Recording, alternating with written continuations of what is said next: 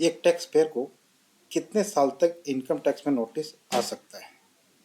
क्या है income tax में इसके प्रोविजन?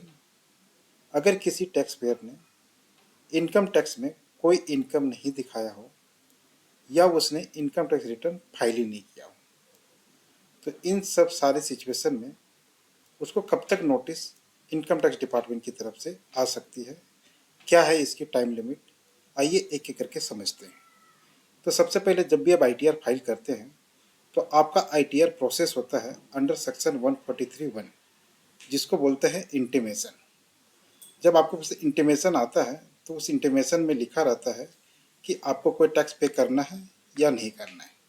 दूसरा चीज़ आपके इंटीमेशन में हो सकता है कि आपका कोई अगर रिफंड बनता है तो वो उस इंटीमेशन में लिखा रहेगा। तीसरा चीज़ होता है कि आपका जो रिटर्न है वो एडजस्ट हो गया है, जो भी टैक्स अगर आपने पेमेंट किया है वो सारे एडजस्ट हो गए और आपका कोई भी पेबल या रिफंडेबल नहीं बनता है। तो ये आपके पास सबसे पहले जो इंटीमेशन आता है उसमें लिखा रहता है।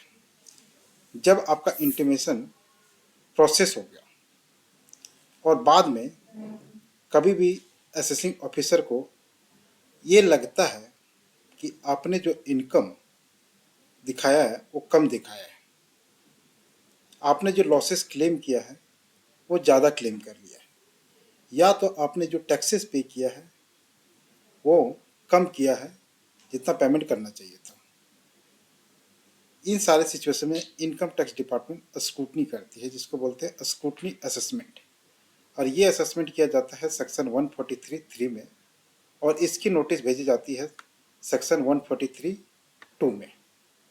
तो इसका नोटिस भेजने का जो टाइम लिमिट है, अगर आपने रिटर्न अंडर सेक्शन 139 और in response to notice under section 142(1) में फाइल किया है तो within 3 months from the end of the financial year in which you file your return, तो जिस फाइनेंशियल ईयर में आपने रिटर्न फाइल किया उस फाइनेंशियल ईयर के एंड में आ जाइए, उसके 3 मंथ के अंदर आपको स्क्रूटनी की नोटिस आ सकती है अंडर सेक्शन 143(2).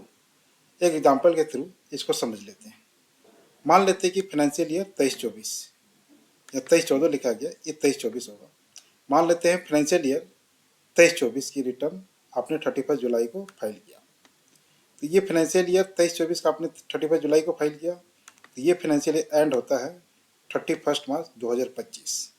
तो नोटिस आपको 143(2) के अंदर आ सकता है 30 जून 2025 तक। तो स्क्रूटनी की नोटिस आपको 30 जून 2025 तक आ सकता है फॉर फाइनेंशियल ईयर 23-24। नेक्स्ट अपने समझते हैं कि अगर आपने कोई इनकम स्केप कर दिया, दिखाया ही नहीं, तो इनकम टैक्स डिपार्टमेंट के पास क्या पावर है? तो इनकम टैक्स डिपार्टमेंट रीअसेसमेंट, जिसको बोलते हैं इनकम स्केपिंग असेसमेंट, सेक्शन 148 और सेक्शन 148A, ये दोनों सेक्शन है जिसमें इनकम टैक्स डिपार्टमेंट यहाँ पे नोटिस भेजती है। और ये नोटिस कब भेजेगी?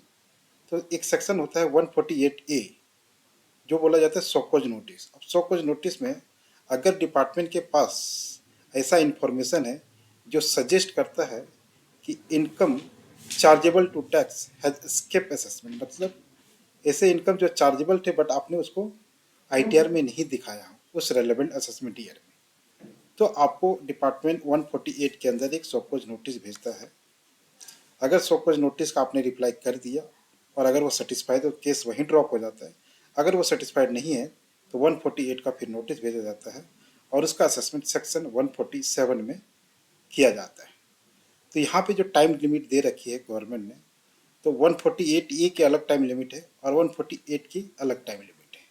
तो 148A के लिए है up to 3 years from the end of relevant assessment year, अगर जनरल केसेस है तो। अगर आपकी जो स्केप्ड इनकम है वो 50 लाख से ज़्यादा है जिसको आपने आईटीआर में नहीं दिखाया है, तो उस केसेस में डिपार्टमेंट आपको 5 सालों तक नोटिस भेज सकते हैं from the end of the relevant assessment year.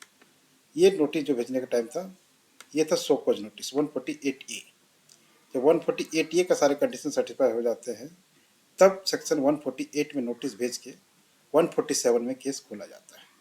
तो 148 का जो भेजने का टाइम लिमिट है वो है up to 3 years and 3 months from the end of the relevant assessment year in the general cases, and up to 5 years and 3 months from the end of the relevant assessment year अगर आपकी जो escaped income है वो 50 लाख से ज़्यादा है। तो इसको एक एग्जांपल के थ्रू समझ लेते हैं। अगर जनरल केसेस है और तो मान लेते हैं कि असेसमेंट ईयर 21-22 की आपने इनकम स्केप कर रखी थी, तो उसकी end of relevant assessment year आ जाएगी फाइनेंशियल ईयर मार्च 2022 और इनकम स्केप हुई थी 10 लाख रुपये। तो सेक्शन 148 का जो नोटिस आ सकता है वो 31 मार्च 2025, मतलब 3 years from the end of relevant assessment year. और फाइनल जो 148 ए की नोटिस जो आएगा उसमें 3 महीना और बढ़ जाएगा और वो चली जाएगी डेट 30 जून 2025। तो 148 ए और 148 के जो नोटिस पीरियड में 3 महीना का गैप है, 3 महीना का ज़्यादा टाइम मिलता है 148 में। दूसरा एग्जाम्पल समझ लेते हैं कि अगर 50 लाख से ज़्यादा का केसेस हुआ तो उस केसेस में 5 सालों तक नोटिस आ सकता है, 5 साल एंड 3 मंथ 148। तो अगर असेसमेंट ईयर 20-21 में पकड़े तो ये end of relevance assessment year होता है 21। सपोज मान लेते हैं कि जो इनकम स्केप हुई है वो 75 लाख रुपया है in the form of property purchase in cash जो भी है, ठीक है ना, इनकम स्केप है। तो 148 के अंदर सबसे पहले आपको सपोज नोटिस किया जाएगा, उसकी जो टाइम लिमिट आ जाएगी 31 मार्च 2026। और जब सपोज नोटिस की कंडीशन सारी सेटिस्फाई हो जाएगी तब आपके ऊपर फाइनल नोटिस भेजा जाएगा सेक्शन 148 के अंदर, और उसकी जो टाइम लिमिट होगी 3 महीना और मिल जाती है 30 जून 2026। तो ये थी इनकम स्केप असेसमेंट। आपने अगर इनकम छुपाया है तो गवर्नमेंट आपको 148 के तहत नोटिस भेजती है, 147 में आपकी असेसमेंट खोल सकती है। तीसरा जो चीज़ है वो है कि नॉन फाइलिंग ऑफ रिटर्न। अगर आपने रिटर्न ही नहीं फाइल किया तो आपको नोटिस मिल सकता है। तो जी हाँ, आपको भी नोटिस मिल सकता है अगर गवर्नमेंट को ऐसा इन्फॉर्मेशन मिल जाए जो हाई वैल्यू ट्रांजेक्शन है, लाइक आपने कोई प्रॉपर्टी खरीद लिया, कोई बड़ा एफडी कर दिया बैंक में, उससे इन्फॉर्मेशन डिपार्टमेंट के पास चला गया थ्रू एसएफटी फाइल होता है जनरली बैंक वगैरह में, तो उससे अगर डिपार्टमेंट को इन्फॉर्मेशन चला जाता है तो आपको डिपार्टमेंट नोटिस भेज सकता है सबसे पहले आईटीआर वगैरह फाइल करने के लिए। तो आप नहीं भी आईटीआर फाइल करते हो तो भी आपको गवर्नमेंट अगर डेटा मिल गया, उसके पास इंफॉर्मेशन है, तो आपको नोटिस भेज सकती है। और उसका भी असेसमेंट 143 टू 1 या तो 147, या तो स्क्रूटनी असेसमेंट 143(3) या तो इनकम स्केप असेसमेंट करेगा 147। तो यहाँ पर भी आपको गवर्नमेंट जो 143(2) में जो टाइम लिमिट है, 147 में जो टाइम लिमिट है, उस टाइम लिमिट के तहत यहाँ पर भी आपको नोटिस गवर्नमेंट भेज सकती है। तीसरा जो केस होता है वो थोड़ा वर्स्ट केस होता है, जो केस होता है रेड का। रेड में बेसिकली जब भी किसी के यहाँ या किसी के घर में रेड पड़ता है तो जब रेड कंप्लीट हो जाता है तो सबसे पहले गवर्नमेंट आपको नोटिस भेजती है, डिपार्टमेंट आपको नोटिस भेजेगी। पहले क्या हुआ करती है, रेड के केसेस में 147 में ही इसका असेसमेंट होता था। अभी इसका कंसेप्ट सितंबर 24 मतलब बजट 2024 के बाद से चेंज हो गया और इसका कंसेप्ट कर दिया ब्लॉक असेसमेंट। तो यहाँ पे जो भी अभी नोटिस भेजे जाते हैं वो ब्लॉक असेसमेंट के हिसाब से नोटिस भेजे जाते हैं। तो अगर नॉर्मल केसेस है रेड में तो जो नोटिस भेजे जाते हैं वो भेजा जाता है 6 block period, 6 block period previous year plus period up to the date of search, मतलब जिस फाइनेंशियल ईयर में आपके घर पे सर्च हुआ और वो सर्च जिस दिन कंप्लीट हुआ उस दिन तक up to the period of search plus 6 previous year तक आपको नोटिस भेजा जा सकता है अंडर सेक्शन 153(3) ए। अगर आपकी इनकम जो आपने इनकम स्केप किया है in the form of asset, अगर वो 50 लाख से ज़्यादा हो जाती है तो 10 previous year plus up to the date of search उस दिन तक गवर्नमेंट आपको नोटिस भेज सकती है और जो भी टैक्स वगैरह बनता है वो रिकवर कर सकते हैं। तो ये थे कि किन किन सिचुएशन में गवर्नमेंट आपको नोटिस भेज रही है। तो ऐसा काम ही क्यों करे कि गवर्नमेंट अपने को नोटिस भेजे, तो क्या नहीं करें जिसके कारण नोटिस ना आए।